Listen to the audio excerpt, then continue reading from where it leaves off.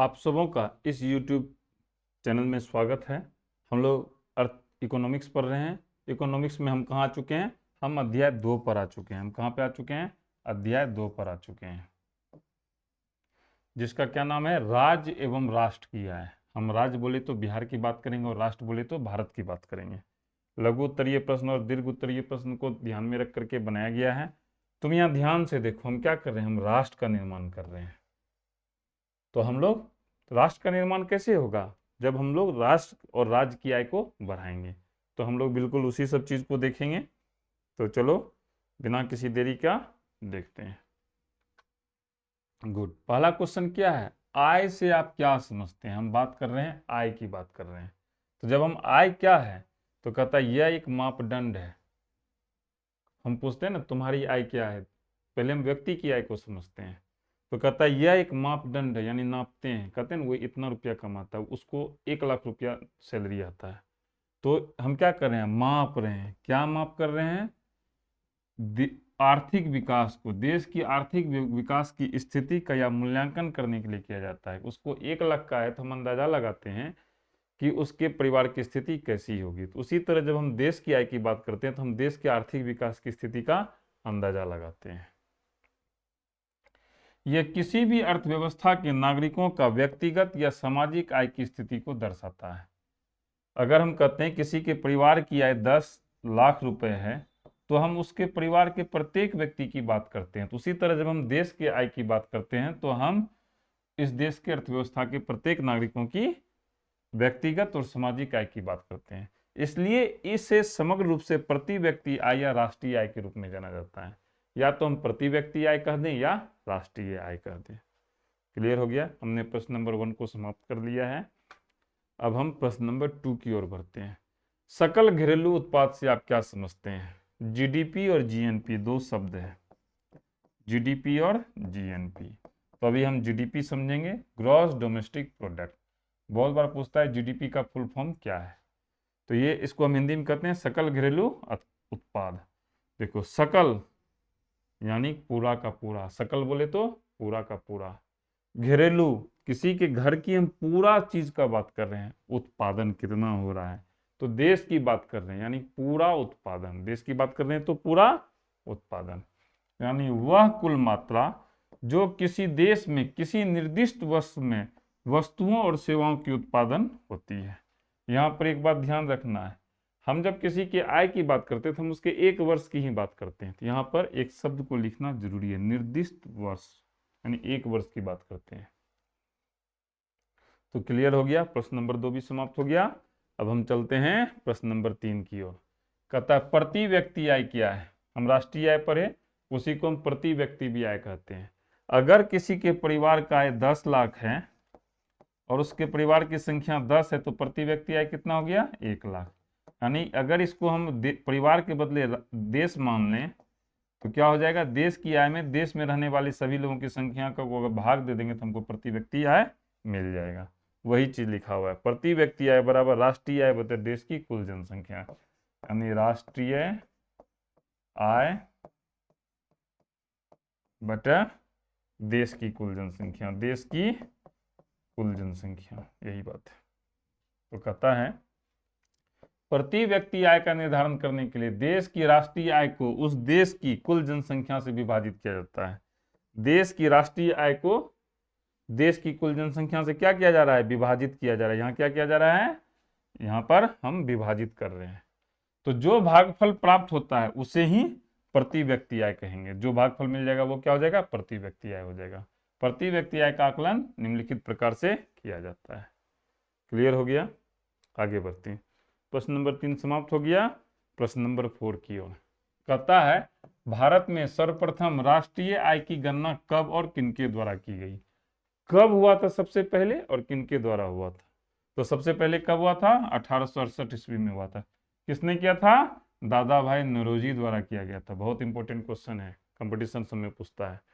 उन्होंने अपनी पुस्तक का क्या नाम था? Poverty and un British rule in India में उल्लेख किया था कि भारत में प्रति व्यक्ति वार्षिक आय 20 रुपये, उसमें 20 टका था। उसमें क्या था? 20 रुपया था। इसके बाद प्रसिद्ध अर्थशास्त्री डॉक्टर VKRV राव ने 1925-29 के बीच की भारत की राष्ट्रीय आय का आंकड़ा प्रस्तुत किया, जो काफी प्रचलित हुआ। सबसे पहले दादा भाई नौरोजी किए थे 1867 में, उसके बाद डॉक्टर VKRV राव ने किया था, कब? 1925-29 में। प्रश्न नंबर 4 समाप्त हो गया। अब चलते हैं प्रश्न नंबर 5 की ओर। भारत में राष्ट्रीय आय की गणना किस संस्था द्वारा होती है?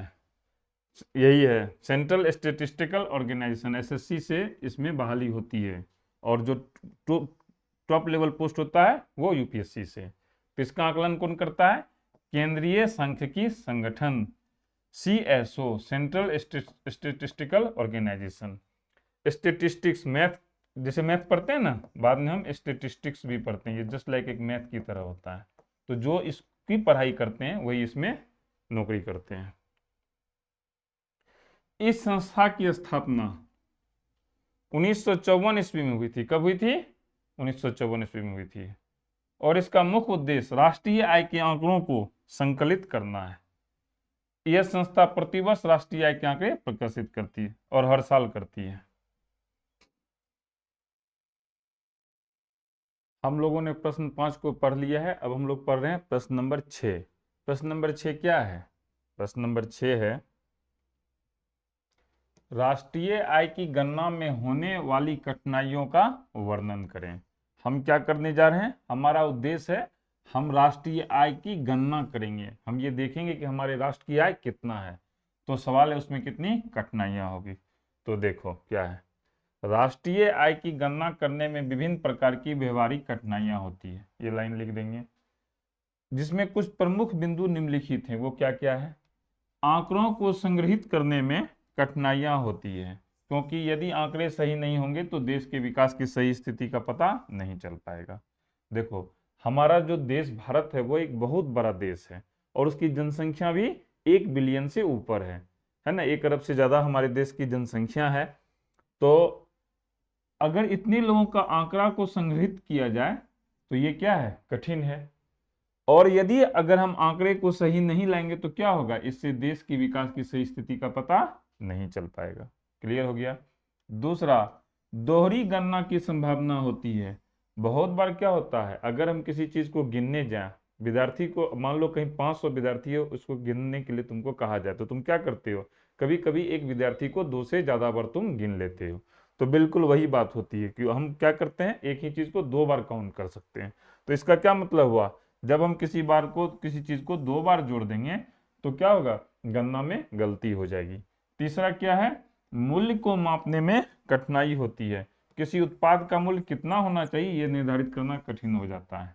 अब जैसे देखो, मकई का दाम क्या हो? मान लो मकई अगर सरकार ने उसका मूल्य 2100 रुपया निर्धारित किया, तो बहुत बार क्या होता है, व्यापारी लोग मकई का स्टॉक कर लेते हैं और उसके बाद इसको 2500 में बेचते हैं। तो क्या यह इसका सही मूल्य है? नहीं, यह इसका सही मूल्य नहीं है। इसका सही मूल्य क्या है? 2100 ही है। तो ये 3 कठिनाइयां हैं। तो प्रश्न नंबर 6 भी क्लियर हो गया। अब हम लोग बढ़ते हैं प्रश्न नंबर 7 की ओर। देखते हैं प्रश्न नंबर 7 हमारे लिए क्या है। गुड। अब हम लोग क्या करेंगे? लॉन्ग आंसर क्वेश्चन की ओर बढ़ेंगे, दीर्घ उत्तरीय प्रश्न की ओर बढ़ेंगे। तो ये है हमारा प्रश्न नंबर 1।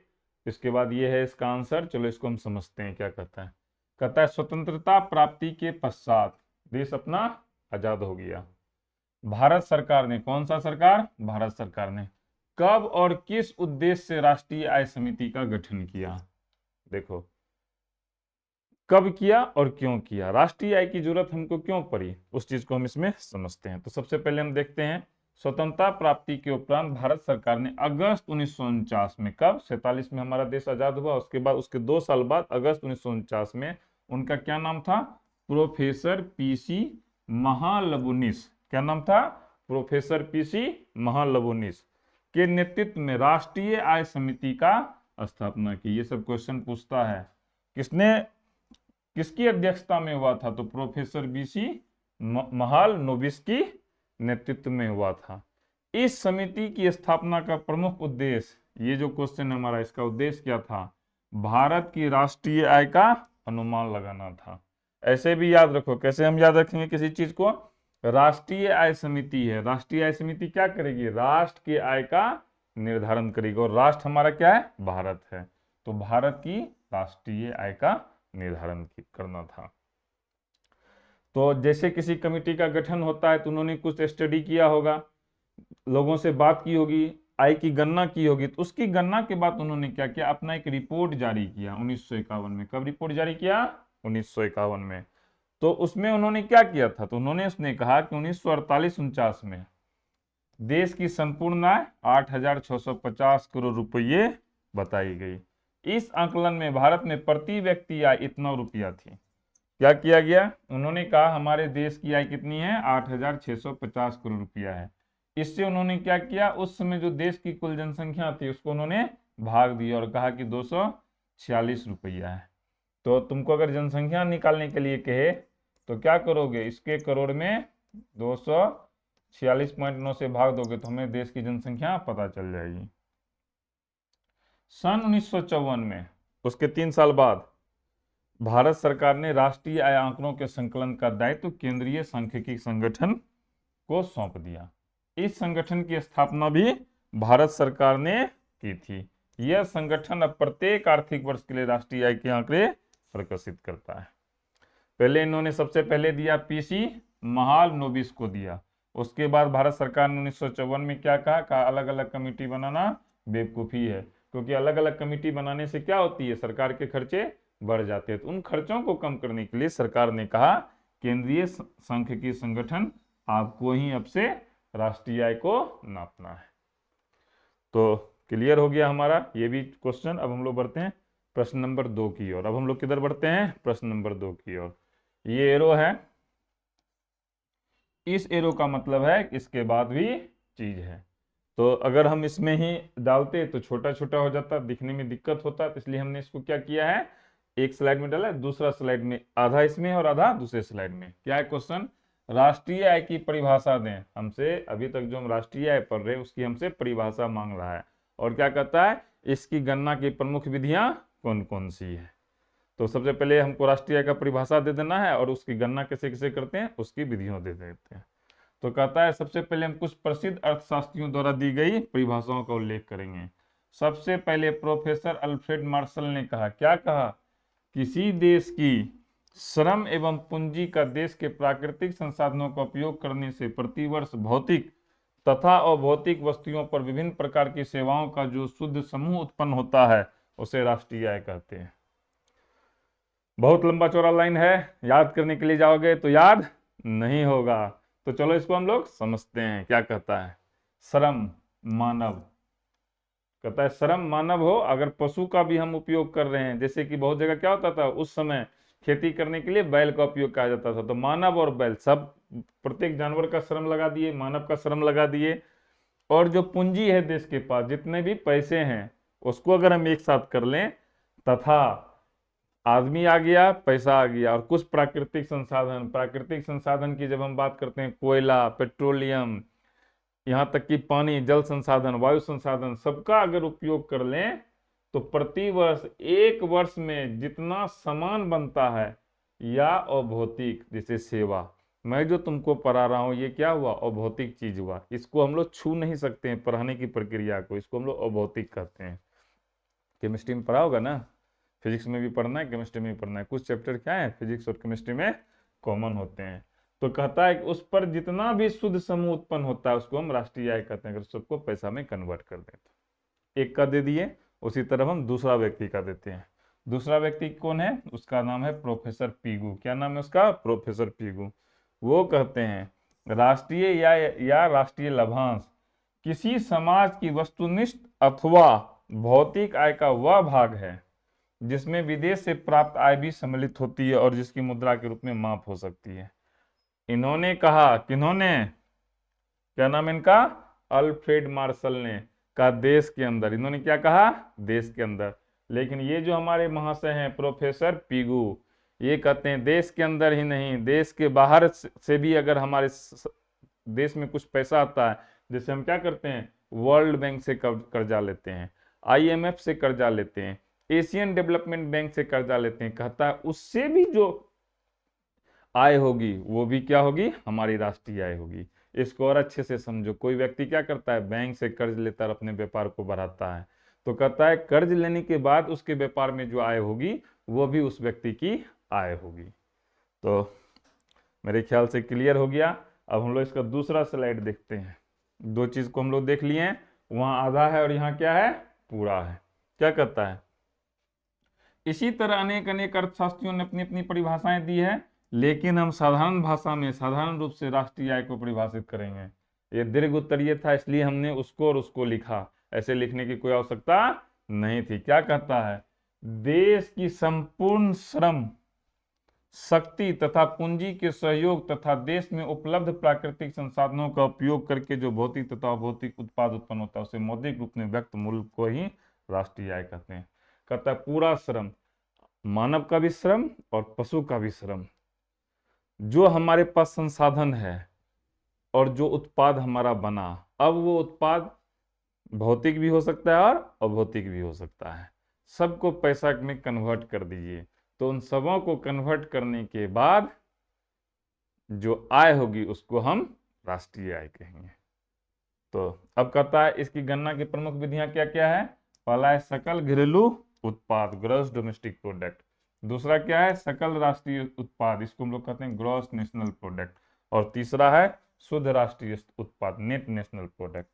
तीन तरीके से हम राष्ट्रीय आय की गणना करते हैं, सकल घरेलू उत्पाद, सकल राष्ट्रीय उत्पाद और शुद्ध राष्ट्रीय उत्पाद, तीन तरीके से करते हैं। तो ये क्वेश्चन था, ठीक है, ये अब समाप्त हो गया। इस तरह का एरो आएगा तो समाप्त हो गया, ऐसे आएगा तो इसका मतलब है नीचे कुछ और है, और ऐसे आएगा तो अब समाप्त हो गया। यहाँ पे क्या हो गया, समाप्त हो गया। अब हम लोग बढ़ते हैं प्रश्न नंबर 3 की ओर। प्रति व्यक्ति आय और राष्ट्रीय आय में अंतर स्पष्ट कीजिए। तो कहता है प्रति व्यक्ति आय राष्ट्रीय आय का एक हिस्सा होती है, जबकि राष्ट्रीय आय देश के संपूर्ण आय का योग होती है। देखो आदमी क्या होता है, देश के अंदर होता है, तो वही बात बोला, राष्ट्रीय आय एक हिस्सा है, लेकिन जब हम प्रति व्यक्ति आय की बात करेंगे तो ये राष्ट्रीय आय का एक हिस्सा होगा। और राष्ट्रीय आय क्या होता है, देश की कुल जनसंख्या से विभाजित करने पर प्राप्त भागफल को ही प्रति व्यक्ति आय कहते हैं। इसका आकलन निम्न प्रकार से किया जाता है, प्रति व्यक्ति आय बराबर राष्ट्रीय आय बराबर देश की कुल जनसंख्या। क्लियर हो गया। दूसरा देखते हैं क्या है, उसी का अंतर कर रहा है, इसी अंतर को हम यहाँ पे पूरा कर देते हैं। कहता है लिख लिए हम, अब राष्ट्रीय आय, वो हमने प्रति व्यक्ति आय के बारे में पढ़ा, वो जो हमारा स्लाइड था उसमें हमने प्रति व्यक्ति आय के बारे में पढ़ा, और इस स्लाइड में हम राष्ट्रीय आय के बारे में पढ़ रहे हैं। तो 1 और 2 मिला करके पूरा है, यहाँ पर करके खत्म हो जाता है। कहता है राष्ट्रीय आय की परिभाषा देने से पहले हम कुछ प्रसिद्ध अर्थशास्त्रियों द्वारा दी गई परिभाषाओं का उल्लेख करेंगे। तो उसमें जो पढ़े थे, देखो कभी कभी क्या होता है, हमको एक ही क्वेश्चन के आंसर से हम दूसरे क्वेश्चन का भी जवाब दे देते हैं। तो सबसे पहले हम प्रोफेसर अल्फ्रेड मार्शल के बारे में, ये जो प्रोफेसर अल्फ्रेड मार्शल हैं इनके बारे में हम देख लेते हैं। वो जो बोले थे उसको लिख देंगे, और प्रोफेसर पिगू ने जो बोला था उसको लिख देंगे। उसके बाद ऐसे ही अन्य कई अर्थशास्त्रियों ने अपनी अपनी परिभाषाएं दी है। तो वो जो हम लोग अभी थोड़ी देर पहले पढ़े थे उसको हमने समझा दिया, वही पूरी बात को यहाँ लिखा हुआ है, उसको हम लोग लिख देंगे। तो इस तरह से हमारा प्रश्न नंबर 3 क्या हो जाएगा, कंप्लीट हो जाएगा। अब हम लोग चलते हैं प्रश्न नंबर 4 की ओर। कहता है राष्ट्रीय आय में वृद्धि भारतीय विकास के लिए किस तरह से लाभप्रद है, वर्णन करिए। कहता है अगर जो राष्ट्रीय आय है, हमारे देश की आय अगर बढ़ती है, ऊपर की ओर जाती है, तो ये हमारे लिए लाभप्रद है, इससे हमें फायदा होगा। तो कहता है वर्णन कीजिए। तो देखो कहता है किसी भी देश की राष्ट्रीय आय में वृद्धि उस देश के विकास के लिए फायदेमंद होती है। एक लाइन लिख देंगे। यही बात भारत पर भी लागू होती है, प्रत्येक देश पर लागू होती है। तो हमारा देश इससे अछूता कैसे हो सकता है, हमारा भी देश में लागू होगा। भारत में राष्ट्रीय आय में वृद्धि होने पर ही भारतीय विकास के लिए फायदेमंद हो सकता है। जब राष्ट्रीय आय में वृद्धि होगी तभी भारतीय विकास के लिए यह फायदेमंद हो सकता है। क्लियर हो गया। जैसा कि हम जानते हैं किसी भी देश के विकास के लिए जो भी प्रयास किए जाते हैं वह उस देश की सीमा क्षेत्र के अंदर रहने वाले लोगों के लिए उत्पादकता या उनकी मौद्रिक आय से की जाती है। गुड। क्या कहता है ये कहता है किसी भी देश के विकास के लिए जो भी प्रयास किए जाते हैं, जैसे अपना देश है, इसके विकास के लिए जो भी प्रयास किया जाएगा वह उस देश की सीमा क्षेत्र के अंदर रहने वाले लोगों की उत्पादकता या उनकी मौद्रिक आय से की जाती है।